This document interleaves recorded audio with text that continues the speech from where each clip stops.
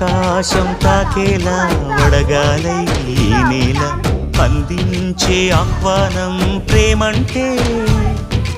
ఆరాటం తీరేలా బదులిచ్చే గగనంలా వినిపించే తడిగానం ప్రేమంటే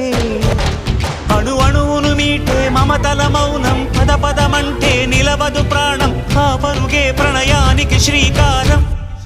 దాహంలో మునిగిన చివురుకు చల్లని తన చెయ్యి అందించి స్నేహంతో